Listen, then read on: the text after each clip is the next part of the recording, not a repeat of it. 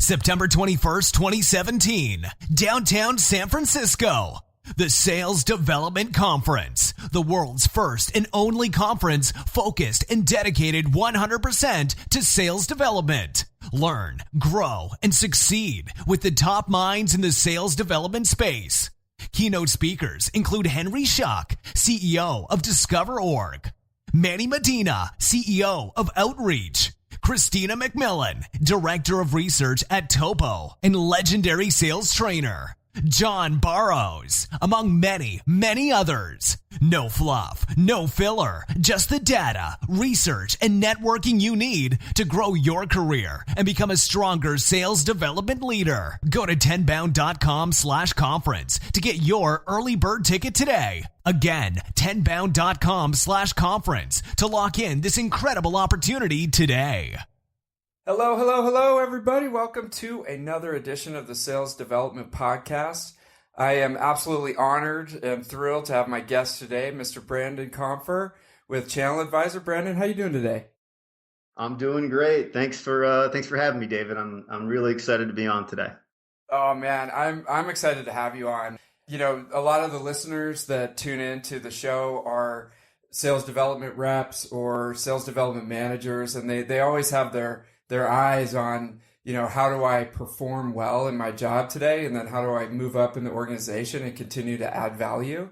And that's what I really love about your background of going from a master's of science in sports management to working your way up the ranks. And now you're a sales development manager for ChannelAdvisor. So if folks aren't familiar with your background, you know, tell us about that journey. Yeah. So really it's kind of a different sort of path to getting into sales and then, you know, ultimately sales development management. But so I went to East Carolina University and really I started out, I was a manager for the basketball team. So I was doing anything from, you know, wiping up sweat to practicing with the team, but ultimately really wanted to get into sports, whether, you know, and I really had my dream set on being a coach. So I've always had some sort of, you know, coaching background in my I guess DNA, so to speak. And so I was a, you know, manager for ECU basketball, and then kind of got out of that. I kind of had a gotcha moment. You know, I was actually escorting one of the wives out of one of the coaches, and she was like, "I tell you what, you'll be a lot happier if you get out of this coaching thing." It was kind of like, wow, all right, so.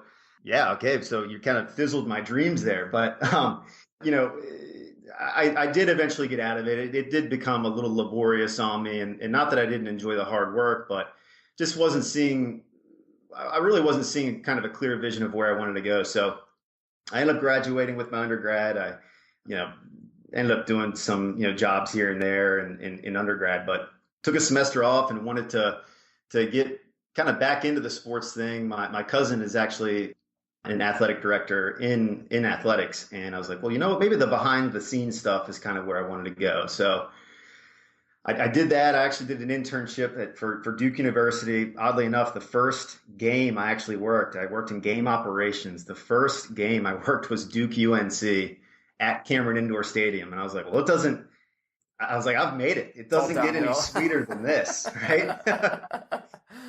But it did. You know, it was like, okay, that was a pinnacle, and then it was like, you know, 60 to 70 hour work weeks, and I was getting really burned out on it, and then I ended up taking another job at a small university in Ohio called Denison University, but, you know, quickly kind of found out this whole athletics thing wasn't meant for me. So I rolled into the family business for a while doing construction, and you know, it was nice being outside, and you know, working with family was great, but just, you know, the money wasn't there. You know, I wanted to go off and do my own thing.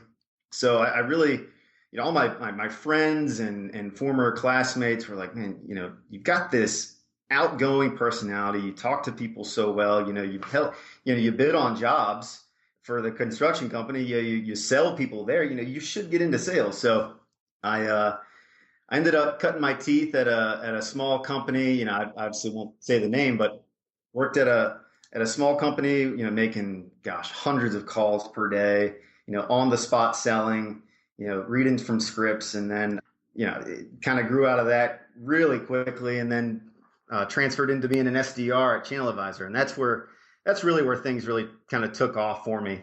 Did the full sales cycle as an account executive, and then moved into a senior kind of account executive role for selling enterprise companies. And then, ultimately, I had this coaching, and I know I related back to this earlier, but I had this coaching mentality. I felt like I could really provide more to ChannelAdvisor and to myself long-term, really by helping others reach their goals and by sharing my past experiences and helping them, tackle this whole sales thing. So, it took me a while to find out where I really wanted my career to go, but really, I started seeing things come to fruition whenever I was in an SDR. And then, I knew that I could really contribute back to the company by taking on this management role and helping, people that are new to sales really kind of ignite their career. That's a great path. And one of the things I think that's really important in sales development management is the coaching aspect, because it doesn't come naturally to everyone. I mean, coaching is kind of one of those things where I think it comes more naturally to some people, and they if they go with it, they end up being great coaches, Right. And for some people, it's more like it's more of a struggle. So I want to go into the coaching aspect, but before I forget, one thing that your story kind of makes me think of is if somebody's listening and they're an SDR who really wants to go into management and move up the ranks, other than for just making their quota every month, which they have to do anyway, what are 2 or 3 things that you might, recommend and have them work on so that they really stand out amongst the crew there? Yeah. No, and that's, I've had, I call them gotcha moments. You have these moments in your career where you're like, man, like what else can I do, or what could I do to bring myself to the next level? And I had that moment whenever I was first becoming an SDR, and I always think stories are more impactful than actually telling. So I hope you guys like stories. So I, when I first started as an SDR, I came from a high sales volume, reading from scripts, so I really didn't have any sort of sales background. And, what I found was, the first 2 months I had not hit quota, I was not hitting my numbers. And I went to my team lead at the time and said, hey man, I don't understand what's going on here. I'm making the minimum calls. I'm sending out the minimum emails. I'm doing all the trainings that are asked of me. And, I'm not seeing any progression here. And he was like, dude, are you listening to yourself? You're doing the minimum calls. You're doing the minimum emails. You're doing the minimum trainings. Like, what do you expect? You're going to get minimum results. So, in a lot of my own team, who's probably going to listen to this, but they always hear it from me is, if you do the minimum things, if you're running a mile and, you're asked to make a certain call amount, and if you're running a mile and your record for running is 8 minutes and you get halfway through and you realize you're ahead of that goal, you're not going to stop. You want to beat that actual goal. So what my team lead said to me was like, dude, you need to start, if you really want to make a career out of this, you've got to start doing some prospecting outside of work. You got to start reading some books. You have to start making more calls than what's asked of you. You have to start sending more emails. You have to listen to more training, So while there is some hard work involved, of course, really in any role, especially if you want to be successful, but, my thing is, if you want to make a career out of this, make it a career. So really invest yourself and immerse yourself in all the things that you have at your fingertips. I don't think I went for advice because, pridefully, I didn't want to seem weak or that I needed help. And I would say that is the opposite for anyone getting into any role, whether it be an SDR or any sort of careers. Ask for help, seek out advice from others, shadow. I hear the term all the time, case, which is, It's an acronym for copy and steal everything. And I couldn't agree with it more. Copy and steal everything, make it your own, because you're going to hear stuff that your coworkers say or that your leaders say that, maybe you don't agree with some of it, but you might take some of it and kind of mold it into your own thing. So what I would say is make this a career, immerse in it. If you're going to go all in, don't just dip your toes in. I mean, dive right in and get your hands dirty. Dude, I love that. There's some great points right there for everybody on the call, even if you're like the head of your company. I mean, I think it also goes back to, if you're an SDR or you're trying to get into the business, you got to really be careful about what company that you go and work for. Like, really take a step back and really make sure that this is a product or a service or a solution that you're passionate about and that you can get excited about at least some of the time. I know that, it's not like if you're selling code switchers or routers or something, it's hard, but right. I think the more passionate that you are, you're going to bring that natural energy. And I think a lot of people just like, hey man, I got bills to pay. Like, I got to find a job like super quick. So they take the first thing that comes along. And, sure. And I think if you take a step back and be like, dude, can I get into this longer term? That's a better approach, because to your first point, I'm reading a book by Grant Cardone, who I know is like a controversial figure, but it's the 10X rule. And it's like, it's kind of opening my mind, because what I realize is, I'm not forecasting enough of the effort that it's going to take to be successful. I'm kind of like looking at things and going, all right, this is about how much effort, how much time it's going to take, how much is going to be invested. And the point of that book is, dude, you're like, your estimates are way wrong. It's not 1X. It's like 10X more than everything that you're forecasting right now. Yeah. And, when you went to your manager and was like, yeah, man, I'm doing 1X, it's like, no, dude, that's not how you get ahead. You got to do 10X. So to just kind of go full circle on that, so what I ended up doing was, at the time, and I had a lot of motivating factors behind me internally. I mean, it was like, okay, if this has to work, no matter what, I have to make this career path work. I had, a fiance, I had a baby on the way, and, starting off as an SDR, and I got a late start. I got my first SDR job whenever I was 29.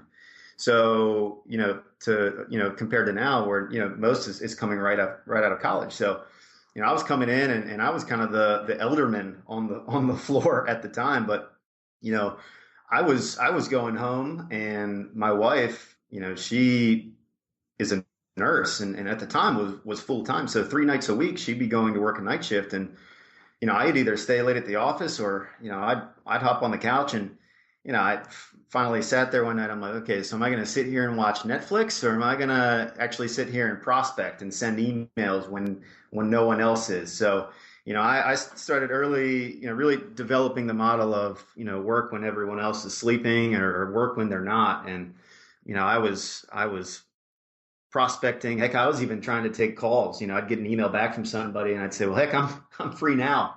Let's talk. So, I definitely really took that to heart, from what my team lead had said. And it certainly paid off. I went from not hitting goal in my first and second months to hitting, like 110 to 150% of my actual goal for that actual third month. So I went from at the bottom of the leaderboard to the top of the leaderboard. And, I certainly things weren't always rainbows and unicorns for me as far as happy. So, by putting in that hard work, I quickly realized, you can really turn things around by putting some elbow grease into something. Yeah, man. And I mean, to your point, like so say you are selling routers or something that not to bag on router sales, but something that it's not your dream product, but you got to find something to get passionate about. You got a baby on the way. Your fiance is looking, there's got to be something in your life that can drive you.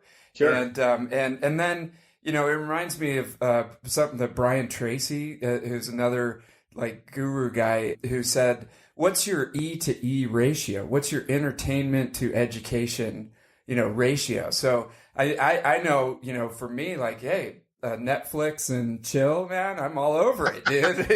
But Right. But then if you're gonna put too much pressure on, too much time into the entertainment, man, the results are gonna be not as fruitful, right? Yeah, no, absolutely. But that.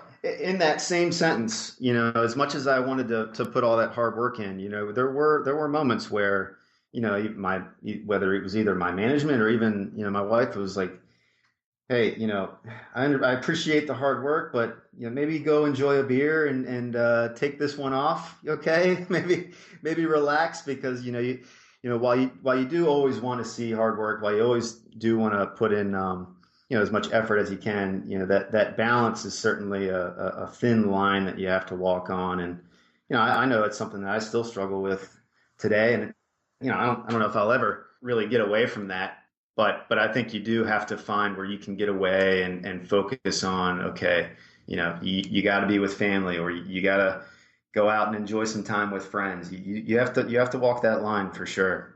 Yeah, totally, man. I mean, it's kind of getting control of your time and focusing on what's going to be the most important, and because you could easily get burned out. I mean, there's a never ending supply of things that you could do to push the chains, yeah. Well, in sales development is a role that can quickly burn people out, whether it's high call volume or just the amount of no's you hear in a day. It's not an easy role. I liken sales development roles. I share this with my team occasionally. Hey, we are the offensive line of the sales organization. We do all the hard work and we get none of the glory, right? So, I think it's a hard job, but man, I tell you, I really gained a lot of personal experience and knowledge just from, doing the SDR role. And I think, if you're trying to get an entryway into an organization, an SDR role is certainly a great way to start. Oh man, I mean, it thickens the skin, and Yeah, it's yeah. another, it's a great way to get into sales too. I mean, Of course. if your prospecting muscles are huge, man, and you're getting all that pushback, and then you go into sales, you're like, damn, dude, like people are actually helping me to do this. This is awesome, Hey, I know, yeah. So, one other quick thing, Brandon, is that you mentioned, you sat down and you were like, I need help. And then you took the next step, which is to go and ask for it. And I think, especially as people become managers, directors, VPs, like your ego is starting to grow a little bit, and you feel like you should be able to handle these things. Like, what is it that made you, feel comfortable to like go and ask for help? And, that's definitely something that other folks should think about, don't you think? Oh, for sure. For me, internally, I finally said, okay, you know what? I have to ask somebody. Someone else has to have struggled with this. And, 9 times out of 10, there's, always going to be someone that has gone through that similar situation that you've gone through. So, as far as, even a second time around, whenever I came back to sales development to be a manager, when I took on this role, I had another colleague of mine who was actually a manager of mine whenever I was an SDR. And, second day in, he had told me, hey, I know that I was going to be the mentor, but I actually am going to move on to another company. And selfishly, I was like, well, crap, that's okay. All right. So now what am I going to do? But, you have to be happy for him because he got offered another role and he's, progressing his career, just like I just did. And, I had another colleague of mine who's still a sales development manager here. And so I originally was going to take on a certain amount of reps, and then that ended up doubling. So I'm sitting here, second day into being an SDR manager, and I'm like, holy, I've got so many people underneath me, my stress level was through the roof. But outwardly facing, I'm holding it together. And it took me about a month or maybe shorter to where finally, and I've got some really good co-managers here, but my one co-manager came up and was like, dude, I know if I was in your situation, I'd be begging for help. So what do you need from me, man? What can we do to, because if I was in your situation, this would be brutal. So, I've always been surrounded by really, quality colleagues and friends and family. So I would say, if someone is going through a similar situation, just, either reach out to a friend in a similar sort of position that you're in, whether it's, entry level sales or just another management position, or, if it's a friend or family or even a colleague, the company you work for, I'm sure, puts a lot of time and effort and thought into who they hire, and they didn't just hire them because, they picked their name out of a hat. They've been through a lot of similar situations, and, my colleagues that I work with now, we bounce ideas and problems off each other. And, I feel like it's almost like, it's like a show and tell group. You're like, man, like, can you believe this happened? And, you're sharing these problems, but it really is, I tell my wife all the time, if I didn't have these, great group of people I work with, to share those problems, it'd be really tough. So,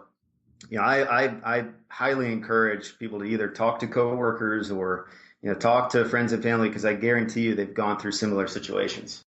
No, dude, I love that. And you know what? It makes me think of, what's the culture like of your company? Because it sounds like if you're surrounded by people that you enjoy working with, and you feel that trust and that, enough like trust and bond to be able to talk about your problems and like get stuff out on the table, that culture that you're building is so strong. But on the flip side of that, I'm sure there's people who are listening that if you don't have that support, and you feel like you can't really reveal like what your problems are because the culture is a little bit toxic in that way, it becomes that's a really damaging situation, because then you bottle it up and you get more stressed and etc. Right? Yeah. You got to talk about it with somebody, because you can't bottle it in. So, whether it's, heck, as easy as someone is in HR, or a friend, or sharing a beer, or, with someone outside of work, you can't bottle that stuff in. And I certainly learned from that very problem, because I was bottling it in. I started this new management gig, and I certainly didn't want to bring it home. My wife has a 2-year-old, and, was on the way with our second child. The last thing she needs is stress added to her day. At least that's what I thought at the time. So, you do have to share these situations. You can't bottle it in, because if you do, it'll really drive you nuts. I don't know if there's a real, canned response or a simple way to answer that question, but sharing it with someone so that you can get some sort of outside perspective is always going to be important, because you'll always get something in return that you didn't think about, right? So, oh man, you know what? Actually, I didn't look at it that way, or I never even thought about it from that person's perspective. I totally see why they were upset, right? So, as much as I love to be, kind of knowing of my surroundings, or self-aware of my surroundings, there's always going to be that one person where you're like, oh man, I can see how that offended them, and I did not even think about that, or I can see why they disagreed with it. So, always getting an outside perspective is going to be important. The best sales development leaders make it a point to learn and grow each day with the Sales Development Podcast. How would you like to directly reach these decision makers and game changers in the sales development space with your specific message? To sponsor the Sales Development Podcast, go to 10bound.com/contact to request a rate card, or just click the link in Spreaker or YouTube. Again, that's 10bound.com/contact. Reach out today to the top sales development leaders in our industry with your valuable message. Yeah. And I would say, even if you're the owner of the company, you're the CEO, like whatever, swallow your pride, ask for help, because you said, you're going to get something back. Another thing you said that's really interesting is that, you know, get out of your own head and go ask somebody if they need help. Like, just, you know, I think, you know, just like one of the ways to release some stress in your life is to just go, okay, you know what, dude, like, I know I'm all up in my head and I've been grappling with these problems. Let me go see if I can help somebody, you know, and then there eventually it's going to come back to you. So I love that. So Brandon, let me just switch gears here. You know, a lot of people are struggling out there in sales development land with like the tactics, you know, that they're trying to use. Like, I mean, certain things, you know, it depends on the industry, but certain things work better than others. And I'm just wondering if on your team, if you're seeing any hope on the horizon, like, is there something that's working great for you guys, or anything that you've found that works great in your industry that you can think of that people could potentially try out on their team as far as tactics? Yeah, so you know, I'll share, you know, some of the things that we're working on here that I've really enjoyed doing over the last, I would say 6 to 8 months, really. You know, one thing that we've noticed and tracked, and we've really been good as far as tracking the data for, you know, connect rates and, you know, how often we get someone on the phone and how many conversations we have and things like that. And, you know, the connect rate, what we've realized over the years, no matter, you know, what time we call or what portion of the day, you know, how many emails we send, the connect rate stays relatively constant. So one of the things that we've done, especially from incorporating a cultural in a cultural standpoint, is really focusing on call quality. And so what my management team has done here, and really kind of came down from our director, was really focusing on the quality of the call. So when we get someone on the phone, no matter, you know, if it's on the fifth, sixth, or seventh call, no matter what kind of cadence we're following, what are we saying to that person? Are we saying the most meaningful things? And are we organizing that call to the best of our ability? So really structuring how we structure a call for our reps when they get on the phone. So, you know, what are they saying in their opening? What are they doing when they conduct a needs analysis? And then when they build value on that needs analysis, how are they closing it? And are they recapping those pains to make sure that they heard everything correctly? So what we've done is we've created a grading system, and, you know, we actually have each one of our reps, you know, and you know, just as soon as yesterday, I was walking by a bunch of the people on my team's desks, and I heard them and saw them listening to their own calls. So they're actually choosing. We actually have like a team kind of spiff going on right now where they're actually choosing their best call for the week. You know, where they got an appointment, and maybe in some cases they didn't get an appointment, and then submitting that to their manager. Their manager chooses from the best, you know, anywhere from 6 to 9 reps that they have that best call from their team.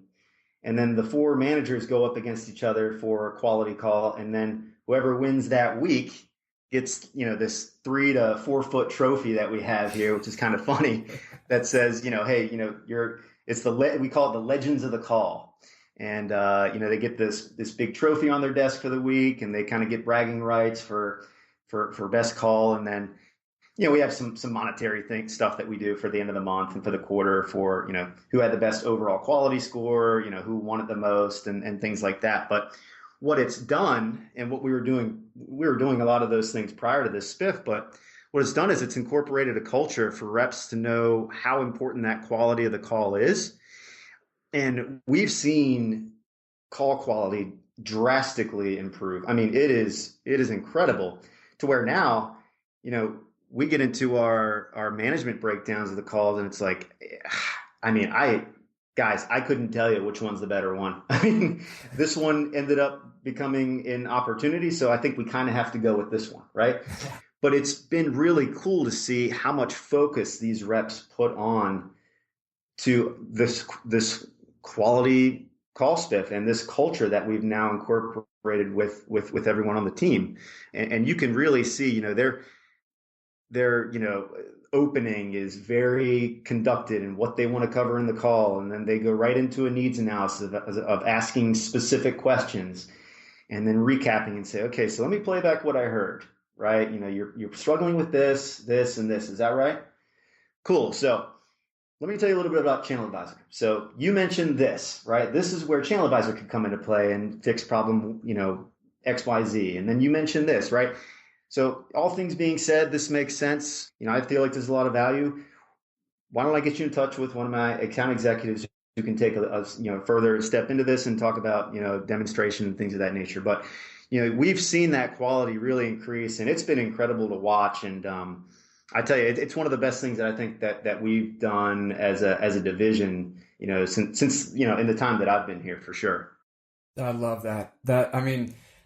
One of the guests I had on the show was named Steve Richard, and if you guys haven't listened to that one, go back, because he runs a company that records calls, and he's got all the data and analytics on how to make your calls better. And he goes into the importance. I think we've put a lot of emphasis on putting the systems and processes in place in order to facilitate the call itself and getting somebody on the call. But then the missing link that no one's talking about is the quality of the call, which you guys have gone in and really, really focused on. So I love that. Yeah. Well, and it is hard too, right? Because especially being in an SDR role, I can easily remember even being an account executive where you get someone on the phone and you're like, you crap your pants because you're like, oh my gosh, I can't believe I got someone on the phone and they're interested and they want to talk to me. So like, hey, we have this and our company does this. Do you struggle with that? And so you end up doing this point to point needs analysis, and it's not effective, right? You need to gather information and then kind of hit them with that, giant whammy at the end, so all that value comes into place for them. So, it's tough getting reps to calm down when they get someone on the phone who wants to talk. And if they're on, towards the end of the day, and they've made a bunch of calls, and then finally someone actually does want to talk to them, it's understandable. You've heard no all day long. You get someone who wants to talk, and you're like, oh my gosh, what do I do? What do I do? You go into panic mode.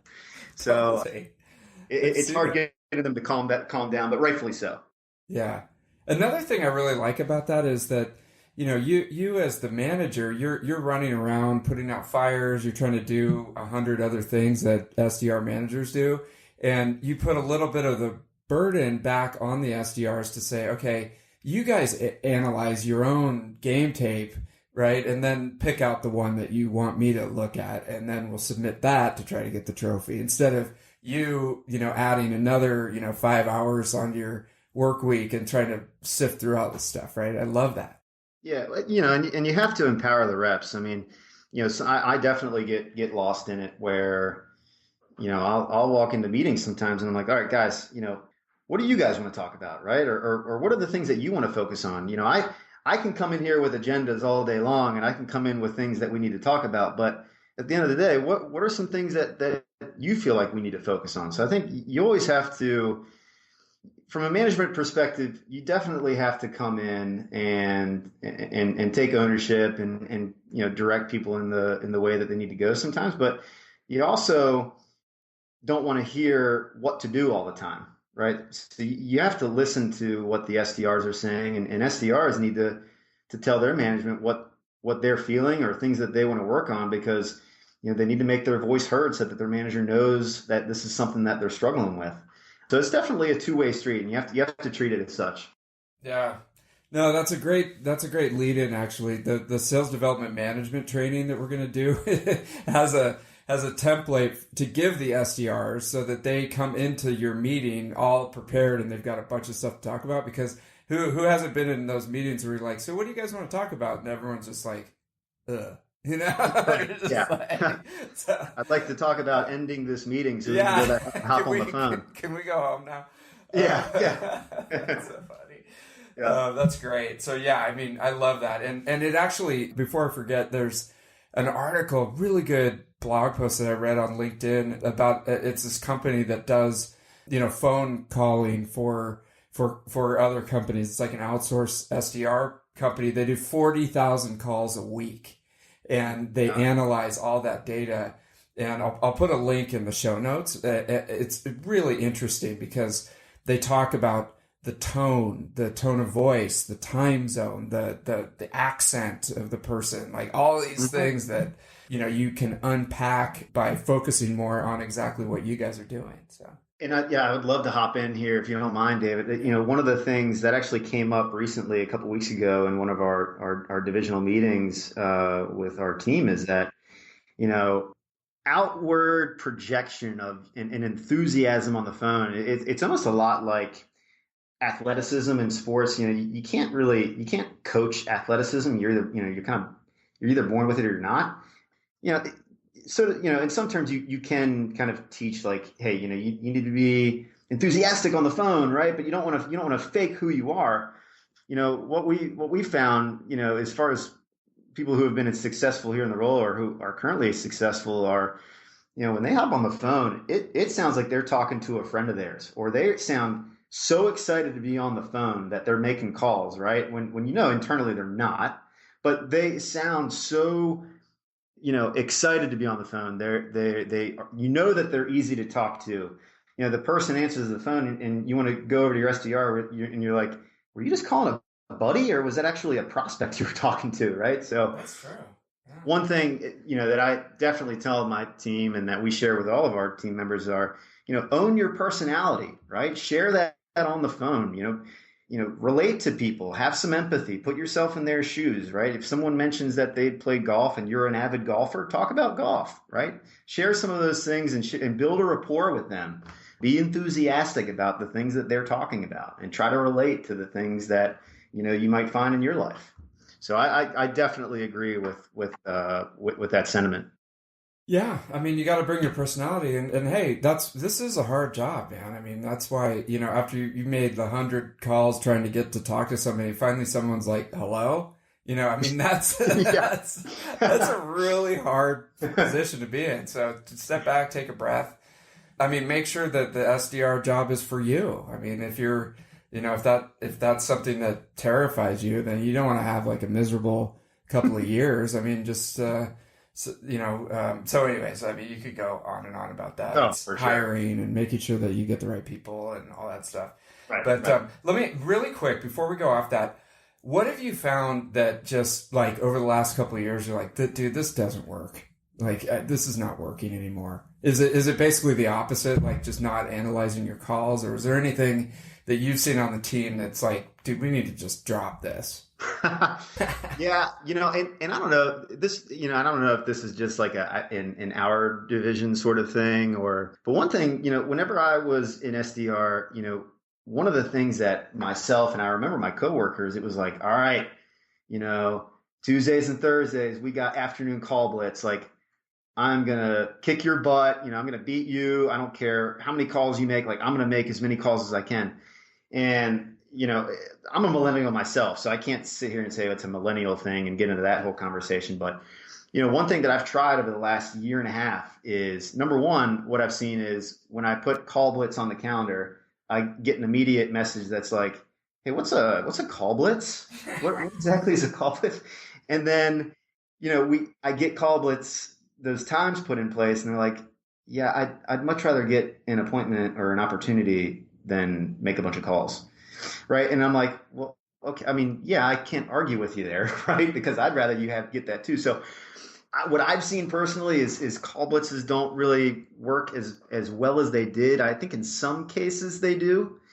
And then, long drawn out emails, I've seen not a lot of success with those, quick to the point, like, hey, noticed you were selling here. Can we talk about this sometime this week or next? Saw you on Amazon. Can we talk tomorrow?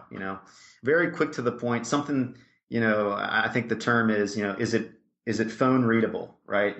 You see this long, big drawn out paragraph, you're not going to read that.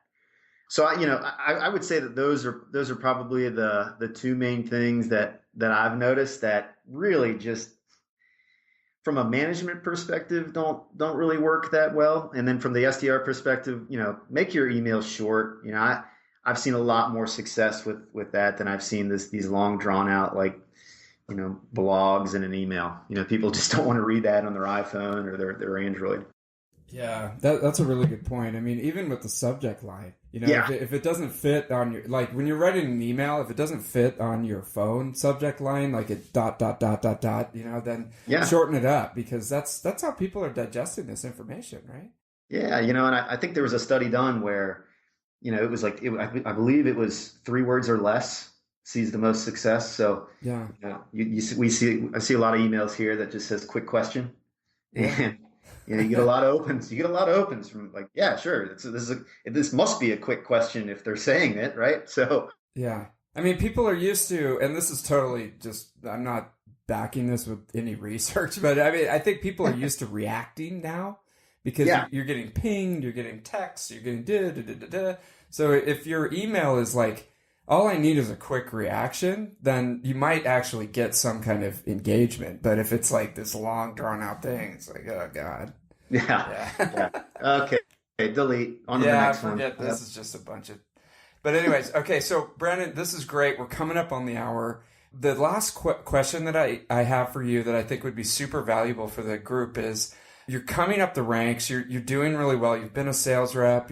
You're an SDR manager. What's next for your career? Because I feel like sales development leaves a ton of white space because you can become a sales development leader, you can become a marketing leader, you can get into sales, you can own a company. I mean, what's next for you, do you think, in the next few years? Yeah, I've thought about that, pretty long and hard. I've thought about, do I potentially go back and whether on the weekends or at night and pursue an executive MBA or so that I can potentially open up more doors. But I go back and forth on the school thing, but really from a career perspective, I think some sort of director role in or some sort of leadership role in a sales development organization is ultimately where I would like to go next. I've still got to cut my teeth here in this whole management side of things. But because I saw my career really take a really quick, hockey stick, left to right curve up, right? I mean, it was really pretty quick. It was SDR, AE, enterprise rep to SDR manager, and it's in a matter of less than 4 years. So, I do want to, not in a sense use the term slow down, but I think that I do need to learn from where I'm at right now, but eventually getting in some sort of SDR leadership role, director, VP is ultimately where I'd like to be, and just continuing to share my experiences with the people that that are working alongside of me or that do end up reporting to me. I really get a lot of joy out of it. I really do. Yeah, I'm a huge advocate for, career growth and just the importance of sales development and having, someone like yourself move up to the ranks to be a real expert in this. I think it's going to become more and more important to have a dedicated sales development, VP level leader in the future, and there's going to be tons of opportunities. So that's great. Well, Brandon, this has been amazing. I appreciate so much all the tips and information. I think folks are going to get a lot of value out of this, and I just appreciate you coming on the show. Oh, absolutely, man. And David, thanks so much for having me. I enjoy listening to the show, and I hope I was able to help some people out there listening. Yeah, definitely. And we'll put all your contact information up on the show notes when we post those over at salesdevelopmentpodcast.com. And Brandon, thanks again. Have a great rest of your day. Hey, thanks, David. I appreciate it.